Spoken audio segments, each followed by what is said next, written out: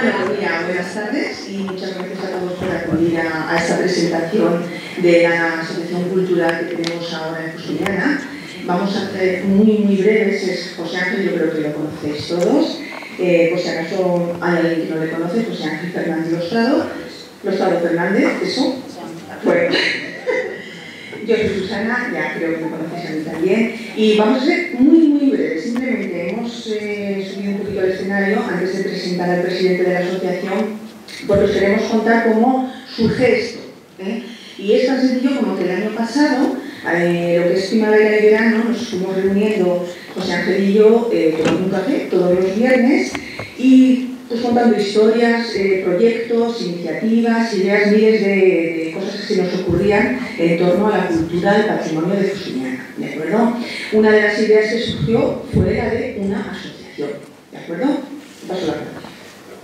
Pues yo no voy a decir mucho más, es que nos dimos cuenta que el tema del patrimonio, la historia y la cultura en relación con el patrimonio, pues era un área que debíamos hincarle el diente. E incluso pensamos proponer una conferencia dentro de las charlas culturales e invitar a Juanjo, que está aquí con nosotros, con el tema ¿por qué en mi pueblo todavía no hay restos arqueológicos? Cuando sabemos que los hay, ¿no? Es decir, un poco pues concienciar de alguna manera esta área tan importante que es la historia de mi pueblo y de la colectividad, pues cómo hacerla didácticamente viable y comunicarla pues, al resto del vecindario, ¿no? Nos parecía que era muy interesante. Lo pasamos como una idea de hacer un grupo para preparar actividades, y la primera reunión del grupo lo que se decidió, y eso ya se lo dejaremos al señor presidente de la asociación, pues constituirnos en asociación legalmente reconocida. Sí, una cosita que sí que hay que matizar es que, pues como pasa siempre, se empieza por la calle, juntándote con alguien y le dices, oye, mira, hemos pensado esto, ¿tú crees que te interesaría, que sería buena idea? Lo positivo es que todo el mundo dijo que sí, que es interesante. Y a partir de ahí, del día a día, de la boca a boca, vamos a decir así, nos juntamos un grupo de gente. Pero bueno, como ahora se explicará el presidente, la idea empieza a partir de ahora cuando se hace pública. Yo no sé si tienes algo más que añadir. No, que iniciamos un grupo de WhatsApp donde nos fuimos autoconvocando, hicimos reuniones asamblearias y lo que vais a ver ahora es fruto de eso. Pues presidente, si puedes subir un momentito. Alberto Fernández. Buenas tardes. Bueno, lo de presidente por accidente. Esto podría ser el título de una película americana, porque soy presidente no por aclamación popular, sino porque cuando dijimos tiene que haber alguien que represente al grupo. Estamos tres, está la secretaria, que es Marisa Gil, está el tesorero, que es Íñigo Bienzobas, y estoy yo de presidente porque todos dieron un paso atrás y nos quedamos los otros tres pues, en el centro. ¿Vale? Esa fue un poco la elección de presidente.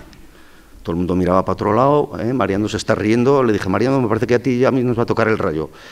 Y fue más espabilado que yo, pero bueno, en fin, aquí estamos asumiéndolo y además con gusto porque, aunque el cargo no lleva ningún tipo de jerarquías ni de responsabilidad más allá de las que tengan los demás.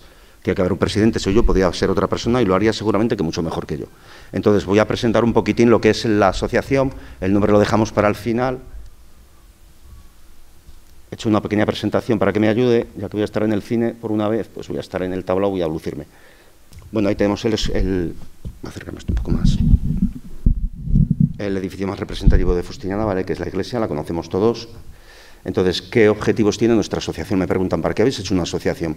Pues para entender, digamos, Justiniana es un aspecto cultural que abarque algo que todavía no había, que sí que había pequeños islotes, pero ahora vamos a intentar, digamos, hacer una especie de magma, ¿no? En el que esté toda la cultura, toda la geografía, toda la etnografía, la historia, las tradiciones, lo material, lo inmaterial, lo que conocemos, lo que no conocemos, lo que nos inventemos, lo que descubramos, pues para llenar un hueco que creemos todos de la asociación que en Justiniana hacía falta.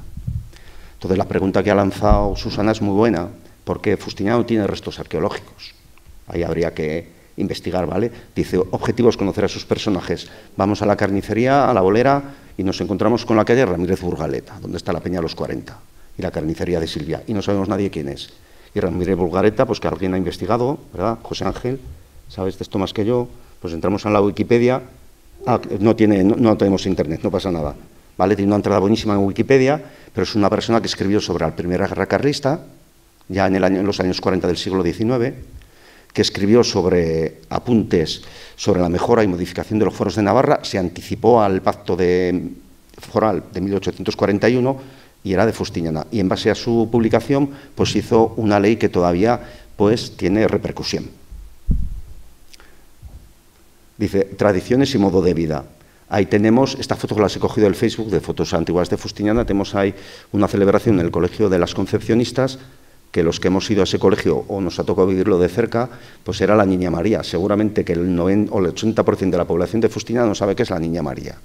Pues allá un pequeño campo de estudio, ¿no? Las concepcionistas que parece que han pasado por el pueblo sin dejar huella.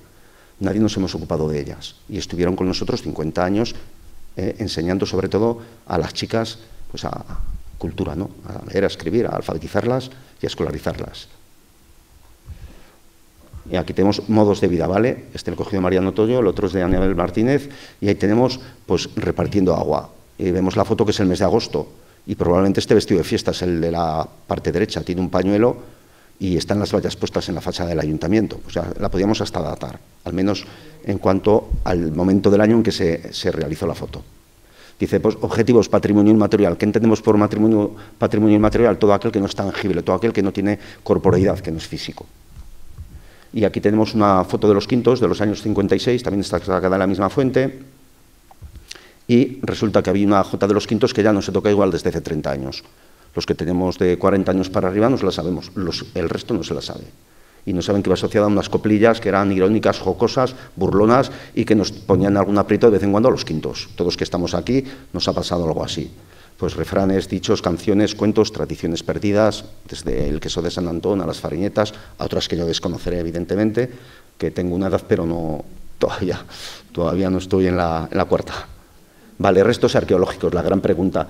No tenemos restos arqueológicos, pero a verlos hay. Hay yacimientos datados en nuestro entorno. Javier Armendáriz tiene catalogados dos, unos en los Ontinares, Ontinares 1, Ontinares 2.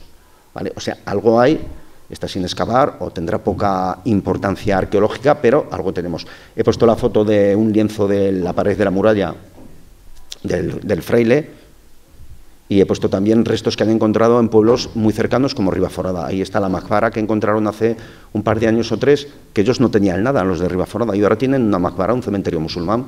Los de Ribaforada tenían poquito, y resulta que encuentran una villa romana. No sabemos si nos va a pasar lo mismo, puede ser, pero tenemos que estar preparados, ¿vale? Y que haya una asociación que se preocupe, que lo gestione, que lo promocione y que pida, sobre todo, dinero para poder hacer una posible excavación. Y ahí tenemos la calzada romana de Ablitas, que sí que estaba catalogada, pero no estaba excavada. A partir de 2010 la excavaron y es la mejor conservada de Navarra. Bien cerquita de aquí también. Dice colaboración con otras instituciones, evidentemente solos no estamos en el mundo. Hay constelaciones, entre todos formamos una constelación de asociaciones. Ahí tenemos la del Patiaz, de Tauste, que está muy cerca de nosotros y tenemos muchísimos vínculos con ellos. Les mandé un correo también. La de Buñuel Cabezal Fraile. He puesto unas cuantas solo, a Copair de Ribaforada.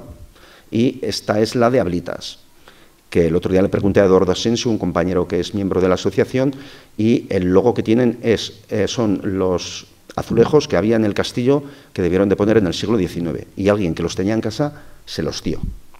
Ya recuperaron parte de su patrimonio y lo tienen como logo. Dice expurgo archivo, o sea, expurgo de archivos, catalogación y creación de un fondo bibliográfico donde esté todo aquello que se ha publicado y aparece Fustiñana de una manera u otra. Ahí tenemos el plano del canal, lo vimos el año pasado en una conferencia, y ahí tenemos también un protocolo, lo que solicita la hidalguía para ser nombrado noble de un tal Francisco Vizcay de Fustiñana, del año 1753. Lo he cogido del Archivo Nacional. Y fondo de imágenes ya tenemos algo, y aquí tenemos una foto de 1901, que no sabemos quiénes son, pero aquí no sé si lo veréis, aquí pone Fustiñana. Está el escudo de Fustiñana, aquí están las cadenas, aquí está la cruz, y aquí está el señor que la porta, que no sabemos quién es. Pero bueno, ahí he encontrado esta foto también en internet, hacer un fondo en el que aparezcan cosas como esta, que es el Barranco del Calvario, es el puente del barranco que hay donde el cuartel, no hay nada, y ahí están haciendo el puente en el año 55. Aquí una foto del 82, las he cogido todas de internet. Y otra, pues publicar, difundir. Ahí tenemos al famoso libro de Memorias Históricas de Fustiñana, de Pascual Esteban Chavarría. Aquí la revista Merinda de Tudela, que publica muchas cosas. Hay cosas publicadas también de este señor. Hay un artículo monográfico sobre el extraordinario. Y otro de los objetivos es que todos que estéis ahí abajo, todos, todas, pues nos echéis una mano como miembros, colaboradores, informando de cualquier cosa que conozcáis, poniendo a disposición archivos, fotos, lo que sea. Eso que no le damos importancia, que igual la tiene. Y pedimos vuestro apoyo y colaboración, ya que nuestro pueblo es patrimonio de todos, fustiñaneros y fustiñaneras. Y este es el objetivo de esta asociación que se presenta hoy y que empezamos a andar, a caminar con estas conferencias que han sido organizadas por la asociación, en concreto por Susana y José Ángel, pero ya con el nombre de la asociación. Y eso es todo. Os esperamos a todos y a todas. Gracias. Bueno, pues otra vez gracias por acudir a esta conferencia. Como muy bien ha explicado Alberto, el primer acto que va a celebrar esta asociación, que guardamos en secreto hasta el final de la conferencia el nombre de la asociación. Os dejo un poquito de misterio ahí porque es muy interesante. Lo vamos a dejar y al final de la conferencia os lo iremos contando. Bueno, pues es el primer acto que va a celebrar la nueva asociación, Asociación Cultural de Fustiñana. Son conferencias, ya el año pasado ya tuvimos varias conferencias. Me imagino que varias de las personas que estáis aquí ahora ya sabéis de qué va el tema. Son los viernes, todos los viernes de octubre, enmarcado dentro de Fusticultura, en el Cine Lux, donde estamos ahora, y a las 7:30. De acuerdo, todas son muy interesantes, pero bueno, ahora estamos en la que estamos. Estamos hablando de los buitres ibéricos y la importancia de la ribera del Ebro en su conservación. Ya sabemos todos, por costumbre, que dentro de nuestro paisaje de lo que es Fustiñana está presente. Los buitres los vamos viendo volar en el cielo, yo creo, no te voy a decir todos los días, pero es bastante frecuente. O sea, estamos muy familiarizados con este tipo de ave. Además, en la época en la que estamos ahora, creo que todos somos muy conscientes de la importancia del medio ambiente, incluso hasta preocupación, pudiéramos decir, después de este verano que hemos tenido tan caluroso y con tanta sequía. Bueno, pues para hablar de la conferencia no estoy yo, obviamente, está Eneco Arrondo Floristán, él es de Fustiñana, y él es investigador postdoctoral de la Universidad Miguel Hernández, especializado en especies carroñeras. A mí personalmente todas las conferencias que vamos a tener aquí me hacen ilusión. Bueno, pues la de Eneco mucho más, le conozco desde hace muchísimos años, me hace mucha ilusión que esté aquí, de verdad, que sepáis que fue contactar con él y él automáticamente dijo sí, y eso se agradece mucho, muchísimo. Entonces, yo estoy muy contenta de que él esté aquí. Yo creo que os va a gustar la conferencia, yo por lo menos tengo esa sensación, así que ya directamente os paso con él, ¿de acuerdo? Venga, gracias. Buenas tardes. Muchas gracias, lo primero, por invitarme. Me hace mucha ilusión poder contar aquí mi investigación en el pueblo. Es una oportunidad que, bueno, nunca había tenido y se agradece mucho. Tiendo a hablar bastante rápido, así que en cualquier momento, si alguien me quiere interrumpir para que hable más despacio, pues no, lo hacéis sin ningún problema. Como tenemos tiempo, y yo no tengo tantas cosas que contar, he preparado una charla que va de lo global y de lo general a lo más concreto, ¿no? A lo más nuestro, a Fustiñana y a la ribera, porque bueno, ya veréis más o menos a lo largo de la charla, veréis por qué no hago solo referencia a Fustiñana y porque hablo de la ribera, de Bardenas y del entorno un poco más general del pueblo. Y para empezar, pues lo más general y lo más a gran escala que se me ocurría era preguntaros si alguien sabe lo que es un buitre, pensar vosotros mismos ahí en vuestros asientos qué es un buitre. Todos tenemos una idea concreta, ¿no? Pues bueno, la realidad es que el imaginario popular tiene una idea bastante negativa de lo que son los buitres. Cuando tú entras en el diccionario de sinónimos, todo lo que encuentras es peyorativo, es pues aprovechado, interesado, egoísta. Y de hecho nosotros cuando llamamos a alguien buitre solemos asociarlo pues con nuestra clase política, con los banqueros, con la prensa más carroñera, ¿no? Pero la realidad es que los buitres no son más que animales necrófagos, es decir, que solo comen animales que ya están muertos, no los cazan por sí mismos. Yo sé que habéis visto muchos este tipo de noticias, que los buitres pasan hambre y entonces atacan animales vivos, que es que han cambiado su comportamiento. Bueno, estas noticias no siempre son ciertas, a veces hacen referencia a animales que ya estaban moribundos, son a veces unas exageraciones, pero en cualquier caso, aunque todas ellas fuesen ciertas, que no lo son, es una pequeña parte de lo que supone la alimentación de los buitres. Entonces podemos decir que efectivamente los buitres comen un 100% de animales muertos. Y cuando los buitres se comen los animales muertos, nos hacen un favor, nos hacen un servicio, como se conoce técnicamente, un servicio ecosistémico. Porque como dice esta viñeta en inglés, los pandas son muy bonitos, pero los buitres sacan la basura. ¿Y por qué sacan la basura? Pues porque al final la carroña, cuando se pudre, supone un problema, y no solo para nosotros como humanos, sino también para el propio ecosistema. Entonces, por ejemplo, cuando no hay buitres, esa carroña se la comen otros animales, por ejemplo, los perros asilvestrados, otro tipo de carnívoros, y su población crece el número de medios carnívoros, y aumentan los contagios de rabia, de peste y de otras enfermedades asociadas. O sea, que ahí nos están haciendo un servicio. Pero es que además, si dices, bueno, pues destruimos nosotros esa carroña, ¿no? Ya que no se la comen los buitres, la destruimos nosotros. Eso supone que hay que incinerarlo, normalmente se incinera. Y incinerar toda la carroña que produce el ganado en España supone unas emisiones de CO2 que equivalen a 77.000 vuelos de ida y vuelta a Copenhague. Eso también es un servicio, eso es un ahorro que nos hacen. Y es un ahorro que es difícil de percibir, pero también hay un ahorro económico. Y ese ahorro económico en España suponen 50 millones de euros al año. O sea, que efectivamente los buitres nos están haciendo muchos favores. ¿Pero dónde hay buitres en el mundo? Pues en todo el mundo, salvo en Australia y en los polos. En América están lo que se conocen como los buitres del Nuevo Mundo, que son los cóndores y asociados, y en Eurasia tenemos los buitres del Viejo Mundo. Todos están amenazados. De las 26 especies, todos ellos están amenazados en un grado u otro. Algunas de las amenazas más comunes son pues, los atropellos, choques con infraestructuras humanas, etc. También la persecución directa. Aquí no tanto, pero por ejemplo en África se les caza, y a veces se les caza para usarlos como amuletos. Se conservan las cabezas y se usan como amuletos. Las electrocuciones es también un problema muy recurrente para todos los buitres. Son animales muy grandes, cuando se posan en uno de estos postes es muy fácil que toquen ambos cables y se electrocuten. Y bueno, un problema que es de nueva generación y que cada vez está más en boga es la colisión con molinos eólicos. Cada vez hay más molinos, los molinos se ponen donde hay viento, los buitres necesitan viento para volar, coinciden y se estrellan.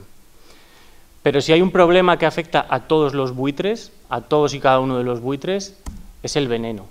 El veneno es el gran enemigo de los buitres. Hay dos formas de que los buitres se envenenen. La involuntaria, es decir, no querían envenenar a nadie, pero se envenenaron los buitres. Y la intencionada, es a gente que pone veneno bien para buitres o bien para otros animales y acaba envenenando buitres. Entre los primeros, entre la involuntaria, una de las más famosas y más importantes es la contaminación por productos veterinarios. Los buitres comen ganado muerto, pues si ese ganado muerto estaba tratado con un medicamento, pasa a los buitres y a veces no les sienta mal. El caso más famoso es el diclofenaco, que nosotros lo usamos también en humanos y lo conocemos como Voltaren, es un antiinflamatorio. A los buitres sus riñones no lo soportan y tienen un fallo en los riñones y mueren. En la India esto, a principios de los años 2000, acabó con el 99% de la población de buitres en la India y países de alrededor. Y dices, bueno, 99%, pues si son 100 son 99, tampoco son tantos. Es que estábamos hablando de que la India era probablemente el lugar con más buitres del mundo. Se calculan que murieron en apenas 5 años 50 millones de buitres. Vosotros pensar en esos buitres que veis en el pueblo y imaginaos 50 millones en apenas 5 años. Cayeron literalmente como moscas. Otro de los envenenamientos involuntarios clásicos es el plomo de caza. Los cazadores matan un animal o hieren un animal y quedan restos en el campo. Si ese animal se mató con munición de plomo, quedan restos de plomo. Cuando el buitre consume esos restos, ingiere ese plomo, se acumula y acaba siendo tóxico. También para los humanos es tóxico.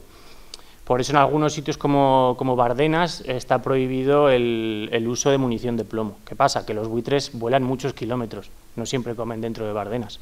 Entonces, aún así, ahí puede tener problemas con el plomo. ¿Y es muy preocupante el problema del plomo? Pues puede serlo. Os presento a un pájaro precioso, ya veis que es guapísimo, que es el cóndor de California. Esta especie estuvo a punto de desaparecer única y exclusivamente por el plomo. La amenaza fue tal que llegó un momento que se capturaron todos los individuos que quedaban en el campo y se llevaron a un zoológico donde se ha hecho un programa de cría en cautividad que por suerte está funcionando bastante bien. Pasamos a los envenenamientos intencionados, cuando se pone veneno para matar a un animal y mueren buitres. En este caso, en Argentina, los ganaderos ponen veneno para matar a los pumas. ¿Qué pasa? Que los cóndores, que son todos estos, también se comen esa carroña y mueren. Aquí hemos tenido casos parecidos. De hecho, en la Ribera está constatado y ha habido un juicio de uno de los casos de envenenamiento más importantes de este país. En algunos cotos de caza del entorno se ponía veneno para matar zorros y acababan cayendo no solo buitres, sino un montón más de especies. Luego os contaré cómo nuestros estudios tuvieron algo que ver en ese caso. Y este es un caso de cuando directamente se quiere envenenar a los buitres. En África, los cazadores furtivos, para que los buitres no delaten cuando han matado un animal, envenenan esos restos con cianuro. Esto es un elefante que llegó a matar entre 300 y 400 buitres, no recuerdo el número exacto. Por suerte, esto en el entorno de la Ribera no conocemos ningún caso, pero tampoco lo podemos descartar. Y bueno, pero de todos estos buitres y de todo esto que os he contado, ¿cuáles son lo que a nosotros nos interesan? De esas 20 y tantas especies, ¿cuáles nos interesan? Pues en Europa hay 4 especies. El buitre negro, el quebrantahuesos, el alimoche y el leonado, el buitre leonado. De estas 4 especies, el 90% de la población europea está en la península ibérica y solo por tamaño está mayoritariamente en España. Os voy a contar rápidamente un poco de cada uno de ellos y qué relación tiene con nuestro entorno. El buitre negro, su estado de conservación es más o menos aceptable, está bastante bien. Hace unos años estuvo bastante amenazado, pero por suerte se está recuperando. Lo podemos encontrar sobre todo en el suroeste del país. Aquí en la Ribera no cría, aunque no es raro verlo. Cuando vemos un montón de buitres volando por el pueblo, eventualmente puede que uno de ellos sea negro. Y lo más característico de este animal es que es el animal volador más grande de Europa. Concretamente mide 3 metros, de punta a punta. Yo me había traído 1 metro para enseñaros cuánto es 3 metros, pero cuando lo he desenrollado solo llegaba a 2 metros, entonces no os lo puedo enseñar. No sé, la verdad es que ha sido un fallo de última hora. El quebrantahuesos, su estado de conservación pues es bastante precario. De hecho, solo hay una población viable en todo el país, que es Pirineos. Hay otros proyectos de reintroducción en Cazorla, Picos de Europa, etcétera, que más o menos van funcionando, pero todavía no hay que echar las campanas al vuelo. Tampoco cría, como podéis ver en ese mapa, tampoco cría en la Ribera, aunque hay datos, o sea, hay fotografías, y alguno de los fotógrafos está por aquí, de individuos que se pasaron por aquí. Y el nombre le viene de que el 90% de su dieta son huesos. Es el único ave que es osteófaga, es decir, solo come huesos. Y claro, no todos los huesos los puede tragar, entonces lo que hace es lanzarlos desde el aire, romperlos en el suelo y tragar los trozos pequeños, por eso se llama quebrantahuesos. El alimoche es el más pequeño, el único que es migrador, va y vuelve todos los años de África y para mí es el más curioso, es el que más curiosidades tiene. Su estado de conservación tampoco es muy halagüeño y este sí que cría aquí. Ahora os voy a contar un poco más de ellos. Digo que es de los más curiosos porque tiene muchas curiosidades. Una de las curiosidades que tiene es que come huevos de otras especies que son más grandes que él, como el avestruz. Y para ello utiliza herramientas. Coge una piedra y le da el huevo hasta que lo rompe y entonces se come el huevo. Y el color amarillo que le veis en la cara podría decir, es producto de comer huevos, pero es producto de comer excrementos. Muchas veces, de hecho hay sitios en este país, en Cádiz, se le llama moñiguero, porque se le ve comiendo moñigas. Otra curiosidad que tiene es que este colorcillo que se le ve por aquí, marrón rojizo, no soy muy bueno para los colores, soy daltónico, no me lo tengáis en cuenta, eso no es natural, eso es barro que ellos se impregnan y no se sabe muy bien para qué, pero junto al quebrantahuesos hace que sean los únicos animales, las únicas aves que se maquillan, porque claramente lo hacen para algo, se están maquillando. Como decía, sí que cría en Bardenas, y Bardenas y el entorno, hay que tener en cuenta pues, que si Bardenas termina en Tauste, pero si sigues, el paisaje es prácticamente el mismo, los animales no entienden de fronteras, o sí, como os voy a contar un poco más adelante. Durante mucho tiempo fueron el lugar de España y probablemente de Europa donde más alimoches había. ¿Qué pasó? Que el conejo, que era su principal fuente de alimento, tuvo una crisis debido a una serie de epidemias y que probablemente conocéis y prácticamente desapareció. Entonces, el alimoche tuvo que buscar su alimento en otros sitios y buscar alimento en otros sitios suponía exponerse más a problemas como el veneno o a la electrocución. Eso hizo que desde los años 90 a esta parte la población de alimoches en el entorno de Bardenas haya caído a la mitad. ¿Y cómo sabemos todo esto? Pues porque desde hace 30 años hay una colaboración entre la Estación Biológica de Doñana, donde yo hice mi tesis y donde he trabajado bastante tiempo, y Bardenas Reales. Esta colaboración ha permitido hacer un seguimiento anual de la población de alimoche en Bardenas. Todos los años se siguen cada uno de los nidos, se identifican los individuos que están criando en cada nido, se sube a los nidos y se identifica a los pollos con unas pequeñas anillas que me quería haber traído pero me he olvidado. Esos son como su DNI. Esto ha permitido, por ejemplo, sacar a la luz ese problema de veneno que os he contado tan grave en la ribera, pues parte de los animales que murieron eran alimoches de este estudio y permitió dar la voz de alarma. Este estudio también ha permitido, por ejemplo, cambiar leyes internacionales que os contaré un poco más adelante. Es decir, es un estudio que tiene una relevancia muy importante. No hay otro estudio como ese de esta especie. De otras especies sí, pero de los alimoches no hay un estudio así. Ha permitido también cosas un poco curiosas, como este individuo, parece que son dos individuos, pero es el mismo, de pollo y de adulto. A la izquierda, cuando se capturó aquí en Bardenas, hace 30 años, y a la derecha, cuando se recapturó hace un par de años, creo que en 2019, en el Pirineo catalán. Como llevaba esa anilla, se pudo saber de dónde venía. Ahora los compañeros de Cataluña le han equipado con un GPS y bueno, pues vamos a tener más información de ese individuo. Con todo esto lo que quiero decir es que me ha venido muy bien la charla que habéis hecho de presentación, porque esto yo considero que es patrimonio inmaterial. Esto es parte de nuestra... No solo los animales en sí, sino esta información es parte del patrimonio de Fustiñana y el resto de pueblos bardeneros. Y creo que es un motivo de orgullo para sacar pecho. Somos referentes. Muchos de estos trabajos que han salido sobre los alimoches son referentes a nivel internacional. Entonces, creo que es una cosa por la que tenemos que estar orgullosos. Y llegamos al buitre leonado, que es para mí la joya de la corona, es el no va más. Su estado de conservación es bastante bueno, aunque tiene diferentes problemas que hay que tener en cuenta y que hay que considerar, que os contaré más adelante. Y hay unas 30.000 parejas en toda España. Como veis, pues también cría en Bardenas y el entorno de la ribera. ¿Y por qué digo que es la joya de la corona? Pues porque es la especie con la que yo he hecho mi tesis doctoral, a la que le he dedicado los últimos 6 o 7 años. La tesis ha girado en torno a la ecología del movimiento de estos animales, de cómo se mueven, a dónde van, por qué van y qué efectos tiene. Para estudiar el movimiento lo que utilizamos son GPS. GPS que son como los del móvil o como, bueno, como el del coche. Se les pone como una mochila aquí y son pues estas cositas así. Lleva una batería, una tarjeta de memoria, una tarjeta SIM que manda un mensaje con la información todos los días y una plaquita solar que retroalimenta la batería. Mi tesis empieza en 2014 en Cazorla, que Cazorla, no sé si sabéis dónde está, es un parque natural que está pues por aquí.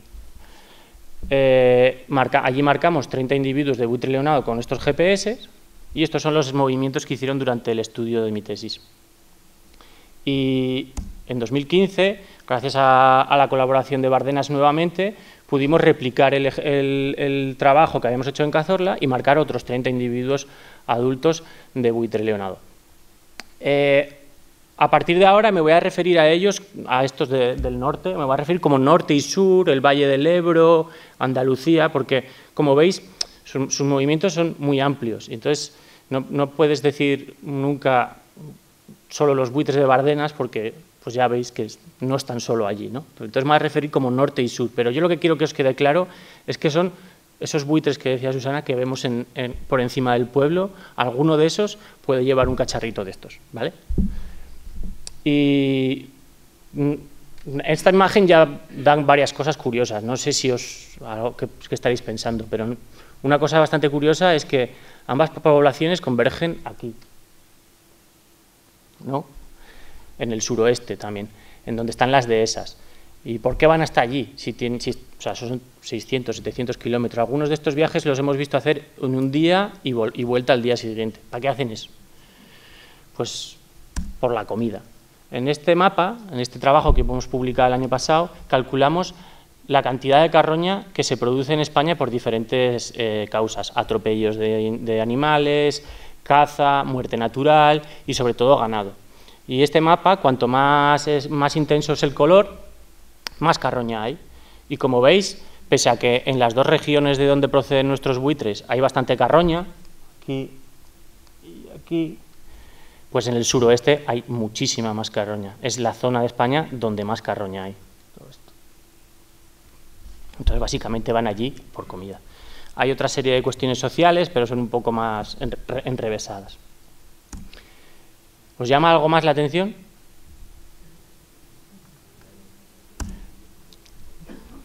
Bueno, él se lo sabe.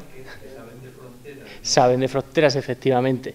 Saben de fronteras o les obligamos a saber de fronteras. Los buitres van hasta allí, hasta Extremadura, y van prácticamente hasta la frontera y se dan la vuelta. O entran muy poquito en Portugal. ¿Y esto por qué es? Si el paisaje es el mismo, si de hecho los portugueses también tienen dehesas con cerdo ibérico por allí, ¿esto por qué es? Pues esto tiene una razón política. O político-social, más bien. Todos recordaréis la crisis de las vacas locas. Fue la antesala del coronavirus, ¿no? Aquello fue, bueno, nos volvimos loquísimos y en esa locura que provocó la crisis de las vacas locas, Europa prohibió el abandono de carroña en el campo. Los animales tenían que ser incinerados. Daba igual si emitía CO2, si era caro, los animales había que incinerarlos. Esto provocó una crisis ecológica y es la causa por la que hoy en día hay esa especie de leyenda urbana en la que se dice que los buitres pasan hambre, aunque ya un poquito más adelante os voy a enseñar que de hambre no pasan nada. Por suerte, en 2009, la Comisión Europea escucha a muchos expertos europeos, entre ellos esos que estaban trabajando con alimoches en Bardenas. Muchos de esos trabajos que hicieron que la Comisión Europea recapacitase provienen de esos trabajos en Bardenas, y vuelve a permitir el abandono de carroña en el campo. ¿Qué ocurre? Que la nueva normativa de 2009 no es de obligado cumplimiento. Entonces tenemos la paradoja de que países que son fronterizos y continuación uno del otro, como España y Portugal, no la aplican igual. España permite el abandono de carroña en el campo más o menos con normalidad, con ciertas excepciones y algunas cuestiones regionales, y Portugal sigue sin permitir el abandono de carroña en el campo. Esto crea que una barrera invisible en torno a la frontera, en la que a un lado pues hay comida y los buitres acuden, y al otro lado pues no hay comida y los buitres no acuden. Entonces, para que veáis, ya no es solo que los animales de nuestro entorno, de nuestro espacio protegido, que es Bardenas, se vean afectados por lo que ocurre en la ribera fuera de Bardenas, sino es que están afectados por lo que ocurre en otros países, ¿no? O sea, tenemos que ver, para que nos imaginemos la escala a la que ellos viven y a la que nosotros gestionamos. Es muy diferente y eso provoca bastantes complicaciones en su conservación. Este estudio lo compartimos en Portugal y bueno, tuvo bastante aceptación. Yo sé que se ha intentado cambiar la ley, pero ya sabéis que las cosas de Palacio van despacio y creo que todavía no se ha llegado a cambiar. Por suerte o por desgracia, los GPS también nos permiten encontrar dónde han muerto los animales, los buitres, y de qué han muerto. A lo largo de mi tesis encontramos 12 individuos muertos de la población del norte y 3 individuos muertos de la población del sur. Es importante aquí destacar que ninguno de ellos murió dentro de los espacios protegidos, en Cazorla o en Bardenas. Todos fueron fuera. Entonces, nuevamente, volvemos a ese punto en el que lo que ocurre fuera afecta dentro, ¿no? Y todas las causas de mortalidad que encontramos eran humanas. Yo en 10 años que llevo trabajando con buitres, no he conocido ningún buitre que se muera de viejo. Todos han muerto por nuestra culpa. Entonces, nuestra pregunta fue: ¿será que la humanización de los ecosistemas aumenta la mortalidad de los buitres o reduce la supervivencia de los buitres? Y para resolver esta pregunta, lo primero que hicimos fue calcular el territorio, el área de campeo de cada individuo. Este es un individuo del sur, es el primero que pillé, y esa es su área de campeo, por donde él se mueve a lo largo del año. Y esas áreas de campeo las cruzamos con este mapa, que es lo que se conoce como mapa de huella humana. Cuanto más rojo, más humanizado está el medio. Es bastante sencillo, ¿no? Se ve Madrid, que está muy, muy rojo, pues es que es... esto tiene en cuenta las líneas eléctricas, las carreteras, los regadíos, el tamaño de las poblaciones humanas, el número de habitantes, etcétera, etcétera, la contaminación lumínica, en fin, una serie de factores. Y como veis, no sé si se ve muy bien, pero ya se ve a simple vista unas pequeñas diferencias. En el norte, nuestro entorno, el Valle del Ebro, es una zona muy llana, muy accesible, muy fácil de hacer todo lo que queremos y está muy humanizado. Tenemos muchísimas líneas eléctricas, muchísimos regadíos, muchísimo de todo.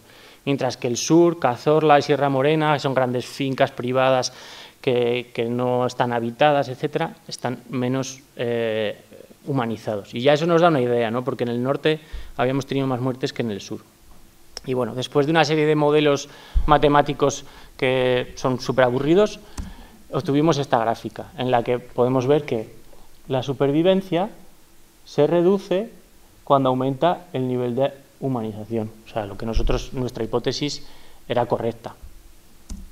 Y es lo que puede explicar estas diferencias que habíamos visto entre dos poblaciones que aparentemente son muy parecidas.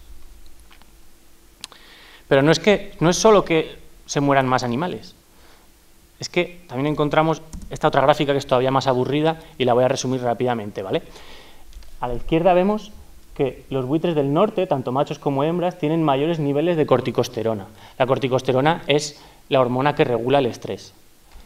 Y a la derecha vemos que los buitres del norte tienen telómeros más cortos. Los telómeros es una parte de la célula que mide el envejecimiento, digamos. Entonces, ¿qué significa todo esto? Pues que no solo los buitres se morían más aquí en el norte, sino que es que están más estresados, tienen mayores niveles de estrés. ¿Y qué puede estresar a un buitre?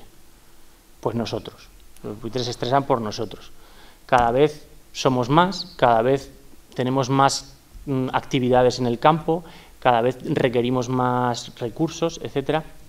Y, por ejemplo, uno de los últimos trabajos que hemos publicado muestra cómo cuando hay muchos turistas, los buitres huyen.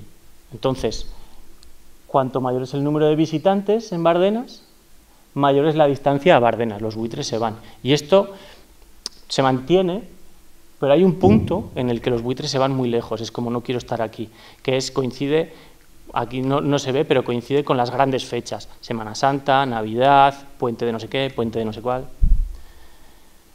Y entonces, ¿para qué están aquí, no? O sea, ¿por qué viven aquí los buitres si se mueren más, se estresan más, ¿no? ¿Por qué están aquí?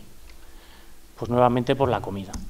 Como decíamos, aunque en el suroeste hay mucha comida, aquí también hay mucha comida. Hay muchas granjas, hay mucha comida, ¿no? Y es una comida muy predecible, entonces es muy fácil. Tiene unos riesgos, pero es muy fácil, entonces pues les compensa. ¿Y cómo sabemos que es muy predecible? Pues porque nos hemos dedicado a ver qué es lo que comen los buitres. En concreto, para saber lo que comían los buitres utilizamos el acelerómetro. Uy, perdón. El acelerómetro es un sistema que mide la aceleración en los 3 ejes del espacio. Y es lo que hace, aprovechando que tengo el móvil en la mano, es lo que hace que cuando giramos la pantalla pase de vertical a horizontal.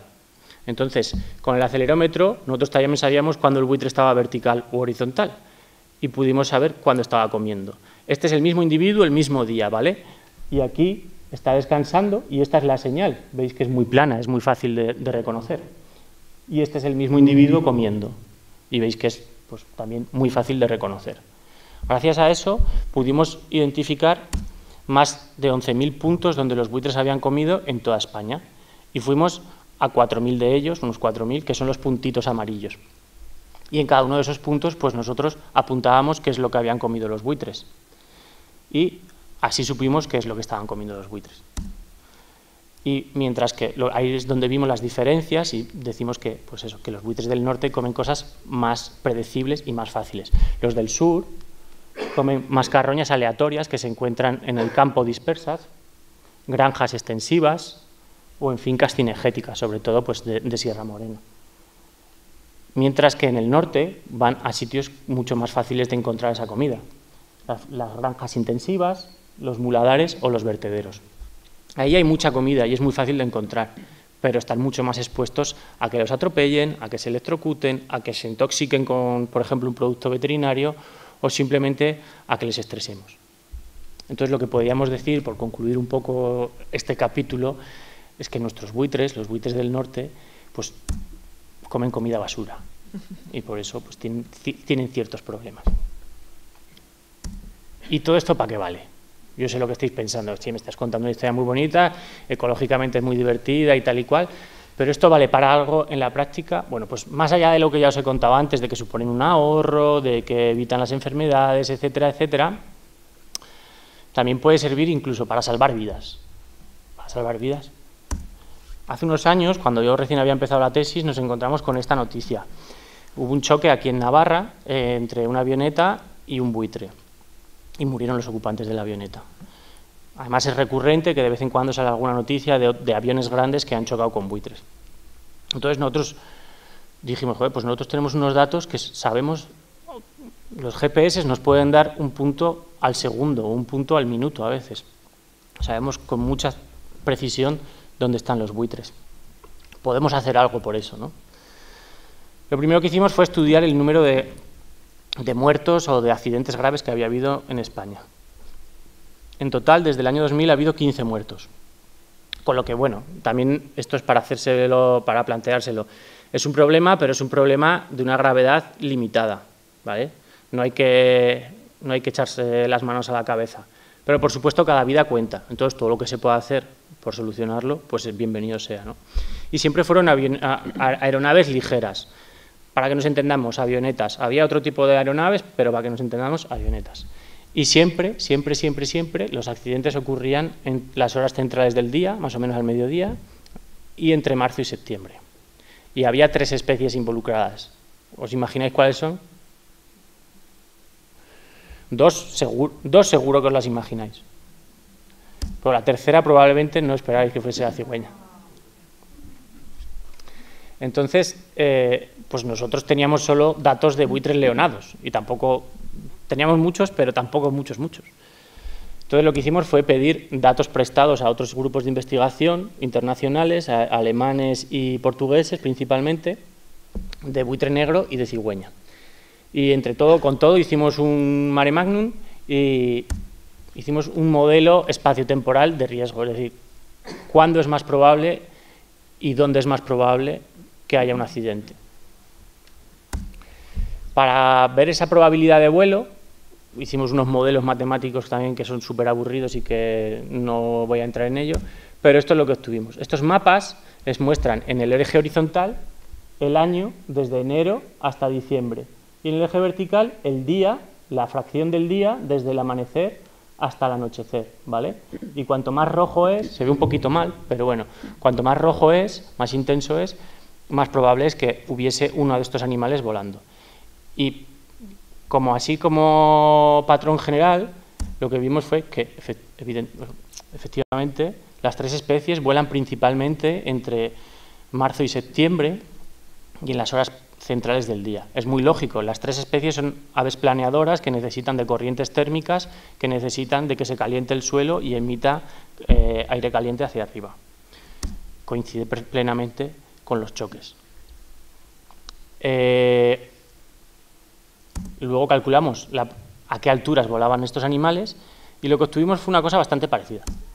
A la izquierda podéis ver las alturas legales a las que tienen que volar los diferentes tipos de aeronave.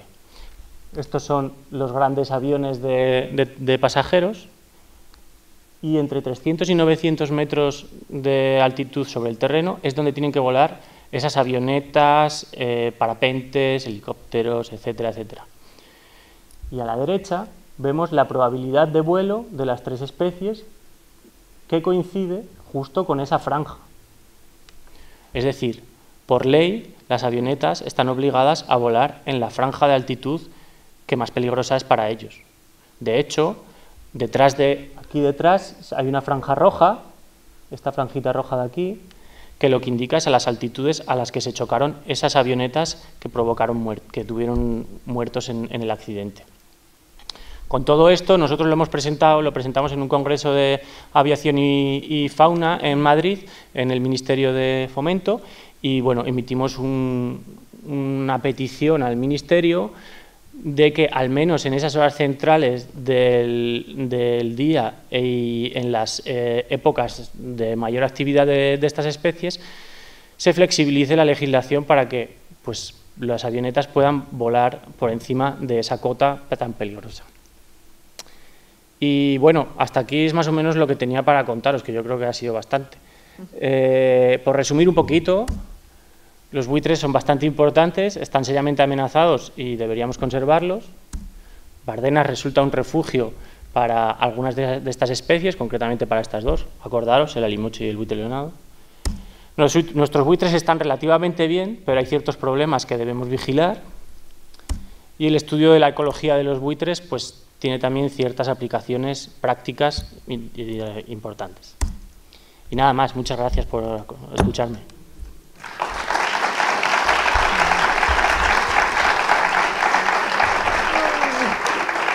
Bueno, pues nos aprovechamos de su presencia. ¿Alguien queréis preguntar alguna cosa o aportar alguna...? Va a ser que no.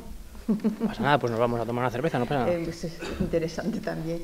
Bueno, yo creo que a partir de ahora los vamos a ver de otra manera, ¿no? Es la sensación que a mí me da, que ahora que lo que os comentaba antes, cuando echas la vista al cielo y los vemos pasar, a partir de ahora creo que nos has aportado tanta información que yo sí que tengo esa sensación que es diferente. Bueno, pues si no vais a comentar nada ni queréis preguntar, te agradecemos mucho que hayas venido, un placer. Y mientras estamos preparando, no sé si está por ahí Alberto, el vídeo, o quién tiene, pues Marisa, ve preparando por favor el vídeo sorpresa para desvelaros el nombre de la asociación. Voy a aprovechar medio minuto para hablar de la próxima conferencia. El próximo viernes 14 de octubre a la misma hora, aquí a las 7:30, el retablo mayor de la parroquia de la Asunción de Fustiñana, o sea, nuestra parroquia. Como os decía, el retablo mayor de la parroquia de la Asunción de Fustiñana. El ponente es Alberto Azeldegui Apesteguía, profesor de Historia y doctor en Historia de Arte. La conferencia aborda la historia del retablo mayor de la parroquia de Fustiñana, sus promotores y artistas, así como la historia de la realización del mueble litúrgico. Siguiente conferencia, el próximo viernes, que ya sería 21 de octubre, a la misma hora, repito aquí, conferencia La Torre de Leoz en Fustiñana, los conflictos con los linajes tudelanos de Beraiz y Aperregui.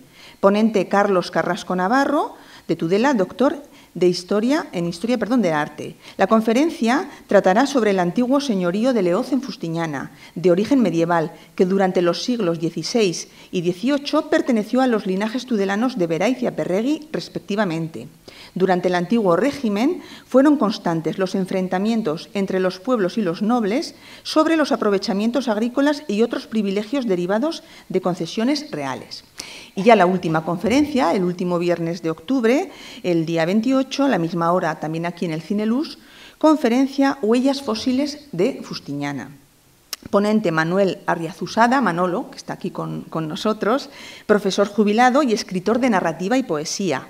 Él localizó las huellas motivo de dicha conferencia y lo que va a hacer es un recorrido por los diversos yacimientos de huellas fósiles de los barrancos de Fustiñana. Pues cómo empezó todo. Y ya si es posible vamos a poner el vídeo. Buenos días, Cintia. Buenos días, John. Buenos días, Ayoa.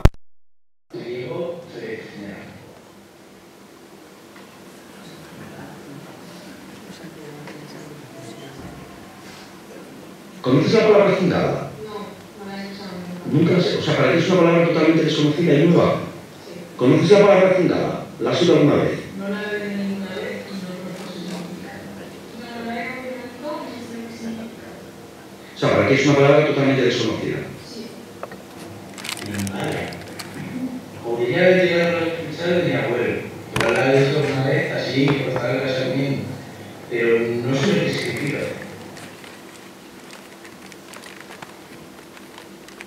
¿Qué es para ti la cingada? En tiempo parecido a ortodoncia. Y movilidad, cuando veis la espalda para que pueda ir de mí, en la cuerda. Para golpearse. Para golpearse. Sobre la cingada.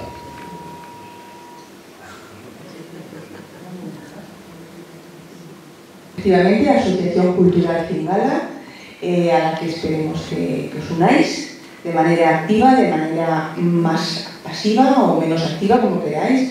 En cualquier caso, os acogeremos con ilusión porque, como ha dicho Alberto, entre todos hacemos el patrimonio de Fustiñana, o sea que eso. Bueno, pues muchísimas gracias por venir y os espero en la próxima conferencia el próximo viernes. Muchas gracias.